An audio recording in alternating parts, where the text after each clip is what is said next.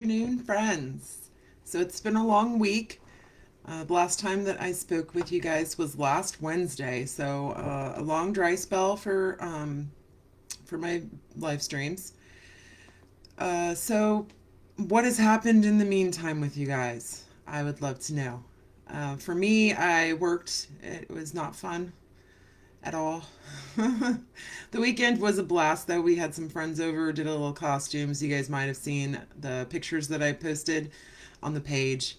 The boys had fun acting out. Actually did like a little short clip where River was the Ghostbuster and he was attacking Stay Puft, which was Kay.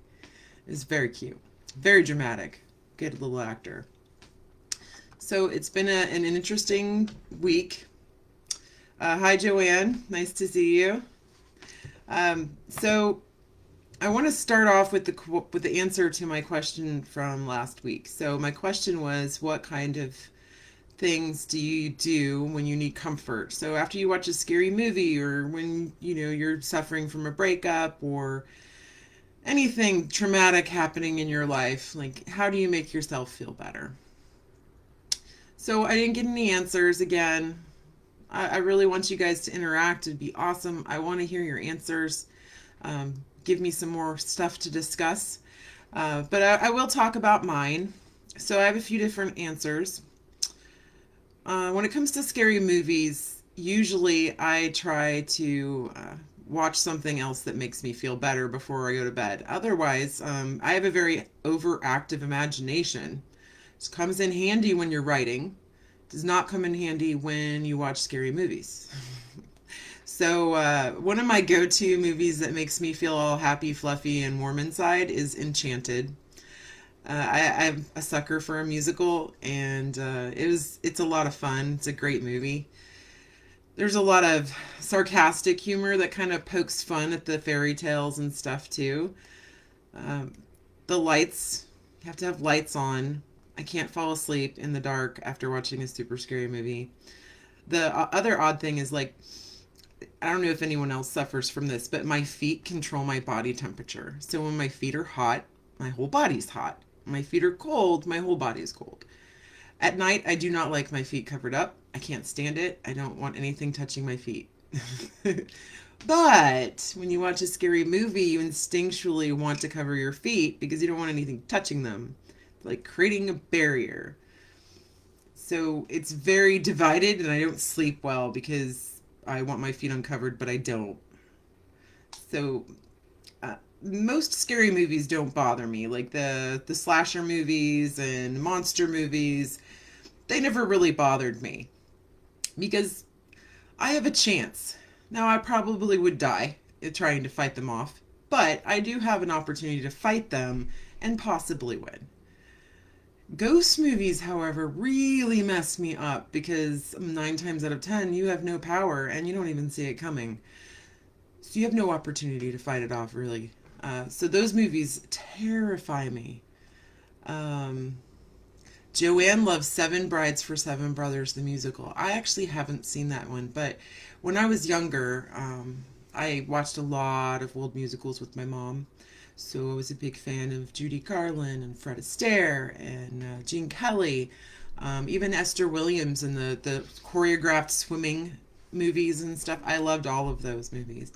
I have to say, I think I have two favorites from that time period.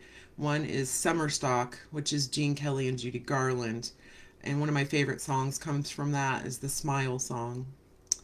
Judy Garland does that. It's beautiful. And it's also featured in My Girl 2 for people that are, beyond the old musicals, but in my age range. Everyone saw My Girl and My Girl 2. That was like required. So that one and the Easter Parade, which is Fred Astaire and Judy Garland. I always love that, especially the end where they're doing their promenade down the street and all their fancy Easter clothes and hats and stuff. It was pretty cool. So movies are a big thing for me. I like to watch happy, fluffy movies. They make me feel better. Um, but just comfort in general, just curling up with a blanket and a book is sometimes great too. anything to keep me distracted. I usually dive into a lot of crafts when I'm stressed out. Go figure. It's kind of why I have 15 million jobs. So I was recently watching this, it was a talk show kind of thing, an interview one on one. It's the Joe Rogan show. So he interviews different stars and stuff, and they just have, one on one conversations back and forth about different things. It's really interesting and cool, and I highly recommend it. But I was watching one with Maynard, which anyone in the musical field probably recognizes that name. And I identified very much with him. Like, he was very kind of quiet, but tongue in cheek, and he had a lot of really sneaky, funny jokes, very sarcastic, and didn't put up with other people's nonsense, which is great. But he also has a ton of hobbies. So not only does he write music and perform in several different bands, he actually has an album that's coming out here shortly that they're doing a live concert where you pay for the copyrights basically to watch it instead of going to see it because of COVID. It's an interesting concept. But he has that going on. He also has his own winery and is looking to expand in Michigan to another winery. He's been started making mead. He studies Muay Thai kickboxing and jiu-jitsu. He has a lot of hobbies, and I relate to that. And it was interesting. He said behind every really busy man is an amazing woman, and he really recognized his wife for helping him out so much. And I relate to that. I mean, it's a little backwards in our relationship to an extent. Like, I have a ton of hobbies, and Eric is very supportive of all of them. Although he does have a fair share too. So he does play guitar and sing in a band. Their band from 16 years ago, Shameless Amy, just got back together, and they're working on some really exciting stuff. They did their first little small show at the Autumn Fall Beach Bash up in Strinestown, which is probably the site that we're going to choose to get married, actually, which is kind of exciting. I've talked to them about that a little bit more. But so he's working on that, and he's also working with the lead singer from Shameless Amy, Dave, one on one, and they're working on some original stuff, which is really exciting too. He has an amazing gift for music. We call him Computron because you ask him to play a song, and he takes about 5 minutes to figure it out and is off running and playing. It blows my mind. Like, I am a very literal person. I mean, I do artistic stuff. I draw. I do sing a little bit, and write, obviously. But I have no idea how a guitar works. I just can't wrap my brain around it. I tried when I was back in middle school, and I couldn't figure out the Addams Family theme, which is really like, what, 4 or 5 notes? So I am not destined to play guitar. That's quite clear. But he definitely was destined to play guitar. He's amazing with it. So, slightly off topic, but we'll get back on track now, talking about today's major topic. So I originally was going to talk about what inspires us, but I'm going to save that and talk about something a little bit more relatable, not just to writing, but in life in general, especially for anyone like myself who suffers from anxiety. I do battle anxiety for years and years and years and years. I found multiple outlets for it, but I didn't medicate. And then medical school happened, nursing school. And in nursing school, the stress was so insane. I had no time to use my normal outlets for my anxiety that seriously felt like I was frozen. Like, it didn't matter what choice I made, it was going to be wrong. And I just couldn't bring myself to make any choice because of that. It's debilitating. One of the side effects of having anxiety is that quite often we are perfectionists. And I am definitely in that category. When it comes, in some ways, it's a benefit, and it really does push me to make a better product every single time, and I do. On the other hand, sometimes it's so overwhelming because you just can't make it perfect, and not everything can be perfect. especially when you're talking about things outside of writing and drawing and music. When you're talking about life, you can't make life perfect. There is no formula that you can discover to make everything line up. It took me a long time to come to grips with that and accept the imperfections in my life, and stop stressing about them so much, because it is crippling when you want things to be perfect and there's no way that you can make them that way, especially when it comes to people.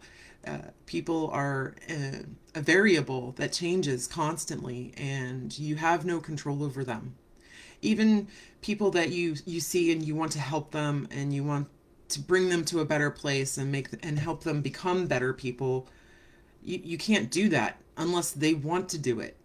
Like, you can provide positive reinforcement, you can provide a good example, you can encourage them in the positive things that they do, but you can't make the changes for them. They have to want to change. And it's something that took me a very, very long time to realize, especially in relationships, because I kept finding these broken people and I wanted to make them better. And if I made them better, then maybe it would fix something in myself. But it was the wrong answer every time. Those people didn't want to be fixed, which is why they were the way they were. And that's nothing against them. And I shouldn't hold it against them, because that wasn't their fault. They had their own journey, and I tried to push them on a different journey, and that did not work. The difference in every single relationship I've ever been in, and the one I'm in now, is when I met Eric, I didn't want anything to change. I loved every single factor, aspect, everything about him, and I enjoyed every minute. I didn't feel the need to fix anything at all. What I didn't realize until maybe, I don't know, 6 months into our relationship, is that I was fixing things in his life. Be it just because he cared about me so much, he wanted to make those changes to make a life for us, which was amazing. There's aspects of his personal life that he didn't share up front, but he did change those things just because we were dating, and I loved him the way he was, and he loved me the way I was, and it made him want to be a better person, which, that's the best kind of change, is the change that you don't need, and then you don't ask for, and you don't demand, but it just happens. You grow as people, and that's always been my definition of true love, is that when you have two people that can be separate, they're personal, they can still be one person, they can be themselves, they can be their own person, but that together you push each other and encourage each other and become better people just by knowing each other. To me, that's what true love is. So I do try to bring that into my books with Chance and Lily, is that he makes subtle changes about himself, and she begins making subtle changes too, just to become better together, which is cool. So managing expectations. We'll get back on topic now. I keep drifting today. It's probably good. So managing expectations is probably the most difficult lesson for anyone out there to learn, because there's the fine line between keeping your expectations realistic and being pessimistic. I don't believe that if you go around in life saying nothing good's going to happen, this isn't going to work, if you go around saying that the whole time in your head, then things won't work. Like, you do have an impact. Your thinking has an impact on reality. It shapes and forms your reality, because perception is reality. It doesn't matter what the truth is or what the facts are. It's the perception of the truth and those facts that make the reality that is around you. So you have to find a way to stay positive and hope for the best, but don't expect the best all the time. Also, don't expect the worst. It's a very, very difficult and challenging balancing act that I've struggled with most of my life. I get really excited about things. I'm very excitable. I'm a planner. So when I have a project or an event or something like that I want to plan, I get super excited and I expect things to be absolutely perfect and amazing, because why wouldn't they be? The problem is that even though it's good to hope that those things are amazing and perfect, when they aren't, and you're an anxiety-ridden perfectionist, then anything good that does happen pales in comparison and becomes a huge disappointment. And it's not fair to the people around you, and it's not fair to yourself. It causes a lot of stress, a lot of anxiety, which you already have if you're an anxious person. So it's difficult to manage those expectations. Like, I remember when I was writing Blood Lily, I thought, when I finish this book and I publish it, it's so good that I'm just going to make hundreds of thousands of dollars and it's going to be amazing. That's not realistic.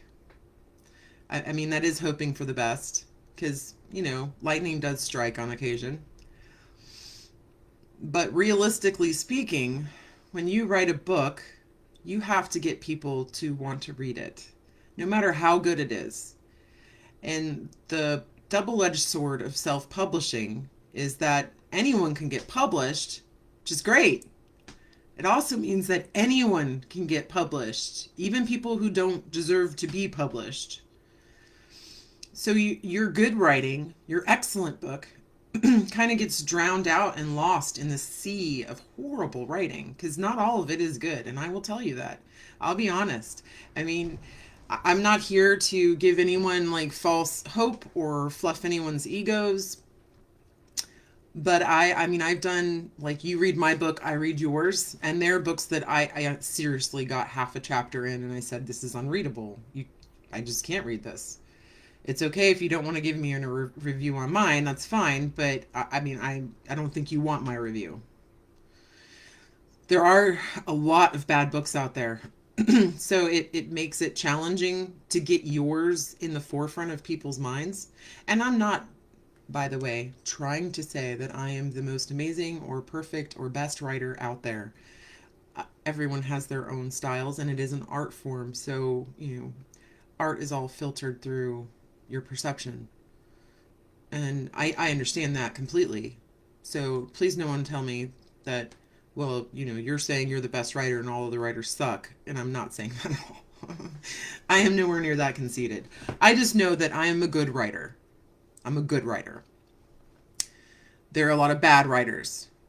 There's a lot of books. I mean, if you've ever looked at the book listings in Amazon, especially on Kindle, it is billions of books. There are so many books because they're not going through traditional publishers that critique things. Like, seriously, anyone can write something, go to Amazon and publish it for free. There's nothing stopping anyone. There's no restrictions that would control quality. So you get lost in a complete sea of huge sea of books. So the challenge is, more than anything for an independent author, is publicity. And unfortunately, publicity costs money, and a lot of it. So you have to manage those expectations about what's going to happen and what you're going to get out of it. Going to my first event, like, I was invited to do a book signing at a bookstore. Built it up in my head, got all excited, ordered 40 books. It's a chunk of change, by the way, because Blood Lily, especially the very first edition, that was like 500 and something pages, was very expensive to print. Like, it was not cheap. I did not make much money on those editions. So ordering 40 books was quite an investment. And I think 2 people showed up, and I think one of them bought a book. So it was horribly disappointing, but it was my first event. And if I had stopped for a minute to really just, instead of building it up in my head and making it bigger than it was going to be, if I had just stopped and said, no matter what happens, I'm going to enjoy every minute of this. This is my first book signing. It was my very first book signing. I should have been jumping for joy no matter how many, if nobody showed up. It should have still been exciting. But I let those expectations destroy anything pleasurable I would have gotten out of that experience. So I've learned through that to prepare for people So maybe don't order 40 books, but maybe order 20 just in case. But don't be surprised. Don't be upset if there's only two or three people. You know, it's not expecting the worst. I'm still hoping that it's going to be a really big positive thing, but I'm not hinging everything on the outcome. Enjoying the journey is more important. So there's a lot of techniques that I use for managing expectations, and I'm not going to say I'm a master at it because I definitely am not, especially when it comes to relationships. I Any special occasions and stuff, I get super excited, and I'm like, well, what if this happens, and what if that happens, and this will be awesome, and this will be awesome, and then if those things don't happen, I'm like, but I can't let that affect my relationship because it is way more important than all the things, the dreams, and the litany of hopeless romantic cliches and everything else that's like bubbled up in my head. Is It's not the reality, and the reality in my relationship is way more important than the fantasies I build up in my head. So I wanted to take a minute to really talk about those things, and especially if there's anyone out there that relates. So it's not just about writing. It is about tackling life in general.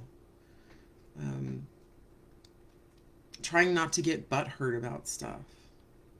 I know at work, I was up for a promotion, and I interviewed, and the interview was fantastic. It went really good. And then I did not get the job. So I've been struggling the last few weeks, trying not to feel belittled and insulted by not getting that position and some of the people that are doing the position instead. Now, I'm not saying that those people aren't qualified. I'm not saying that. So if anyone I know from work is actually watching, Nikki, you're awesome, and I love you. You're doing a great job. I just want, I just want people to understand that it is a journey, and no one's perfect, and it's okay to not be perfect. If everything was perfect, we would have nothing to strive for and nothing to attain. So it's a positive and a negative to be a perfectionist. And I have someone new. Hello. So the number one thing, this is from one of the comments here. The number one thing I learned after 30 years of battling mental health disorders is enjoy the moment. The future never comes. I have no expectations, but still try for the best. Absolutely. It's a wonderful way to put it. Yeah, and working in healthcare, you definitely learn that, the future is not guaranteed. Tomorrow is not guaranteed. Um, Building up all these big, huge, extravagant plans in your head may not ever come to fruition if, someone passes away tomorrow. And especially the world we're living in right now, where things are just so completely uncertain. Not just life and death, but, health, and whether or not we're going to be able to get up in groups and things like that. I'm honestly very nervous about our wedding being next May, because who knows if there's still going to be COVID restrictions. And I definitely do not want to wear a face mask when I'm getting married. That's not being a perfectionist. That's just, I don't want that to happen. That's not going to happen. So I do understand. Um, it took me a long time to realize that I had anxiety issues, and that this wasn't normal. Um, but you see it a lot in people that have anxiety. Is they're overachievers? Yes. Perfectionists? Yes. They overanalyze everything in their heads 50 million times in 50 million ways. Yes and yes. And Joanne, oh, definitely, absolutely. She takes one day at a time, being a cancer survivor, and that's a very difficult, challenging thing. And my hat's off to you. I definitely, I haven't been through that complete journey. Although not this past February, but the February before, I did have to have part of my cervix removed for cells that were just one step below cancerous cells. They were very close to becoming cancerous cells. So thankfully I caught that in time and it didn't become a huge issue. So it's good. But my hat's off to you. It's a very tough journey. I know what cancer survivors go through, cancer patients. I have seen that at work. Um, it takes a very, very strong person and a strong fortitude to make it through that. It takes a strong commitment to be here, because it's not easy. And absolutely. um, so some of the other expectations, managing them, when it comes to writing too, we all want everything to be perfect as writers. That's not just a anxiety person thing. It's an author thing. You try to re-edit your book like 15 million times, kind of like I have. So I have, we'll count the editions. So there was the first edition of Bloodlily that I self-published. Then I went back through and did edits, because there were a couple spelling errors that were pointed out to me. So in the meantime, I did edits on the whole book. And then that came out, and that was the second edition, revised. So there's that. Then I did more edits when I got picked up by Indie Gypsy. So then that one was released, which in some areas had more issues than the one that I submitted originally. So I'm really not sure about that editor and how good a job they did. They did teach me that I don't need to use the word just all the time. And my editing software has taught me that as well. Like it suggests that I take out the word just every single time I use it. So the fun part about that is that it does make me more aware of how I tend to write and the tone I tend to write in. And then I can choose to keep a couple just words in there when they truly make an impact, saving them. So it's a positive. So 3 editions so far, and now I'm re-editing once more, and this will be the 4th edition, and I am not touching it again. I've made this commitment to myself.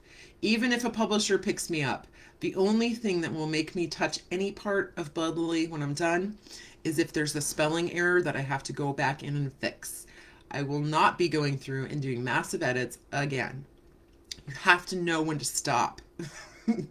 Whether it's in life or in writing, you have to know when you have reached your final version and let it go. Just like a kid. You can't teach a kid everything. You can't make the kid perfect. You can only hope that you put your best into it and at the end people enjoy it. They grow up to be bigger, better things. It's just like that with writing. You can't chop it apart until there's nothing left. So managing expectations of your own performance is important as well. Don't hold yourself to such a high standard that you're absolutely devastated when you don't reach that level. Just be realistic with yourself. It's okay. It's all right. Know when to stop. Know when to let go. So about Bloodlily and Rose of Jericho. So a quick shout out. There's been several people at work. It's kind of a renewed interest. I think mostly because we've got so much new personnel now. There's been a lot of turnover at my workplace. So a lot of people are just realizing that I wrote books and asking for them. However, I don't really have many copies left. It's running dry back here in the Bloodlily department, especially. So it kind of pushes me forward a little bit. I really need to get off my butt and move a little bit faster with these edits because people want it, and there's more momentum right now. Doing these videos is fun, and I really like talking to people and hopefully imparting some wisdom, or giving them some hope or something on beyond just chatting about my books. Hopefully people take something more important away from these. I know I do. Just talking about things out loud does help a lot. So I do really enjoy these. And the positive side too, like they've had a lot of momentum. So I've gotten a decent amount of views. a couple of my videos have hit up to 300 views now, which is pretty awesome and impressive. Um, so, I keep pushing for that. We've gotten a few more likes too. I think the last time I checked, we were up to 443. So only 40 57 more to go. We hit 500. So I will do something special for when we hit 500. I was going to do a giveaway type thing, but I think something different might be in order. Like maybe a short excerpt from an upcoming book, maybe, if we hit 500 likes. So definitely keep sharing. Thank you, Joanne, for all your shares. I really appreciate them too. I have reached out, like I've joined a few different writing groups and stuff like that, promotion groups for writers and things like that. So I mean, I'm getting the videos out there as much as I can. So I have a lot of momentum from that too. And then I was asked to do a video reading, so kind of like one of these live chats, but like a 5-minute reading from Blood Lily, um, for a friend's YouTube channel, well, a fellow author's YouTube channel. So that's pretty exciting too. Problem is, I don't have a book to sell right now. so, so I need to get my butt moving and get these edits done. I am getting there. Probably 2/3 done with Blood Lily, so it's getting down to the wire. I'm into chapter 16. I just need to do some more physical edits so that I have more stuff to put in the computer because I'm running kind of dry on my computer clipboard. So I will be busy at work. I'm planning to do some of that today, although I have to take the kids grocery shopping, which is always a pleasure and a joy. Um, so next time, which possibly tomorrow, we'll see what happens and see how much work I have done. But possibly tomorrow, I'll get on again and talk about inspiration. What inspires you in writing and stuff like that. And not just in writing, because I don't want these videos to just be for fans or just be for writers. I want them to appeal to pretty much anyone so they can get anything out of it, which is why I wanted to talk about managing expectations today. It's a very important lesson that I think a lot of people don't really stop to think about. And it affects so much around us because I truly, truly believe that, the truth and what everything out there, none of that matters. None of it really truly matters because people don't care about the truth. They just care about how they see things, what looks real. You see that ever present in the media with all this political stuff and elections and things like that. Like it's present all the time.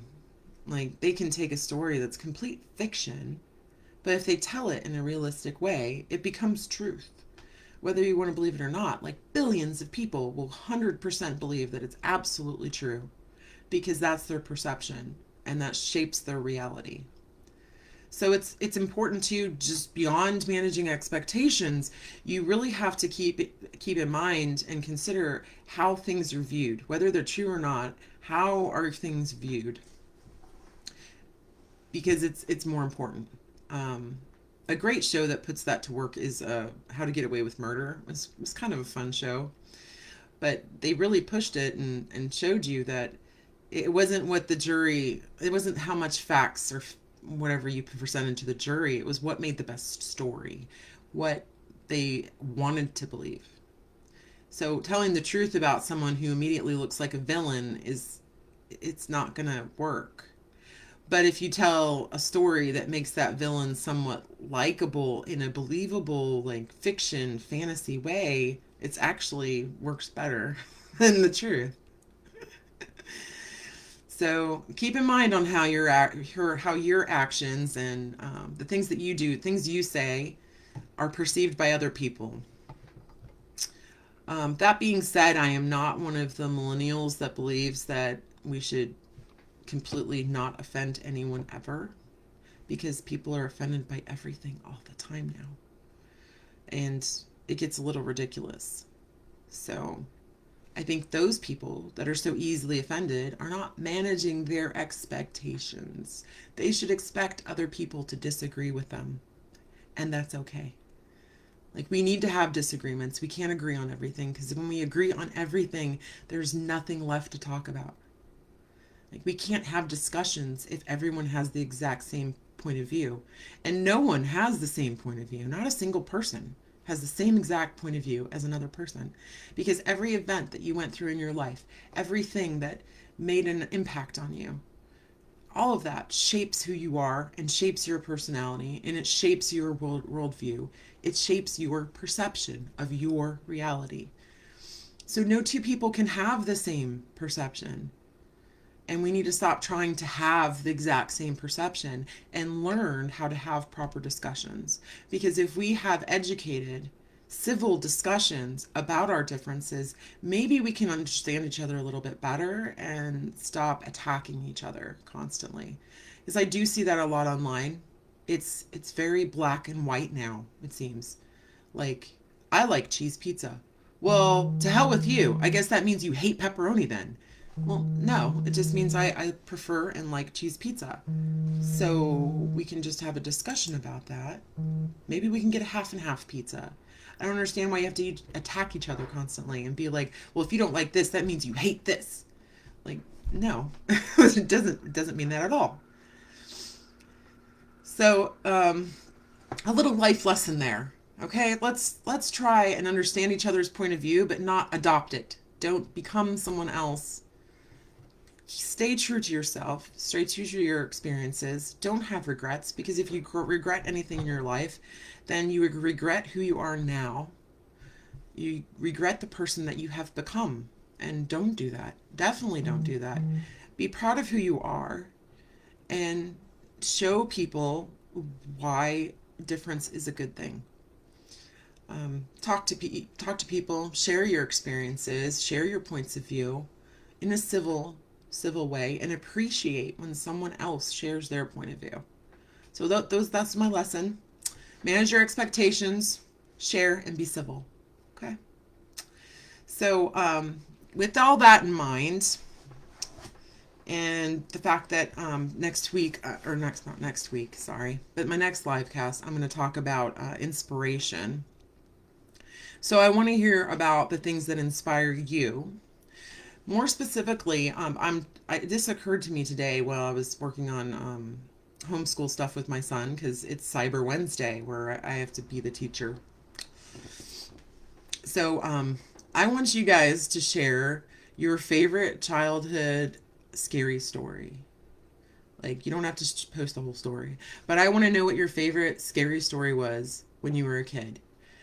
There's a lot of really great examples of how they've taken some of those scary stories from when we were all kids and made them into really cool movies.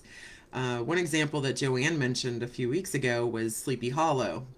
It was a great story. I always loved that story. And they did something really cool with it and created this whole backstory and made it into a full-fledged like movie that was well-rounded and just awesome. So I want to hear your guys' favorite scary story from when you were a kid, and maybe I'll do something with it. So send me some inspiration. Send me some of your inspiration, and we'll see what happens. Okay? So, definitely keep the other questions that I've asked in mind, because I'd love to know some of the answers. I'd love to know what comfort treats that you guys enjoy, whether it's food or movies or your favorite snuggly blanket. I don't know. Just share your comfort things and your favorite scary story, and we'll go from there. And I'll probably see you guys tomorrow, most likely around 1 o'clock. Wednesdays I can never do 1 o'clock because that's when River comes home. And it's very hard to do a live cast with 2 children in the house. One child is manageable because he's pretty quiet and he just plays on his tablet anyways, or his Switch. So, so send me your thoughts. Send me your favorite comfort things. I want to hear what your favorite scary story is, because maybe I'll do something with it. I'm toying with some ideas, either doing like a short story to kind of embellish on it, or what I might work on in the background, because God knows I don't have enough projects, is maybe a kid's book based on that. And that would be pretty cool. I am an artist, so I could draw my own illustrations. So let me hear your scary stories, and I will see you guys tomorrow. I will post a confirmation if I'm definitely going to be here at 1. But look out for that. But it's probably going to be at 1 tomorrow. If not for some reason, then maybe on Friday. But hopefully I'll see you guys then. You guys have a good day, and enjoy. And hopefully you got a little bit out of this live chat. Thanks.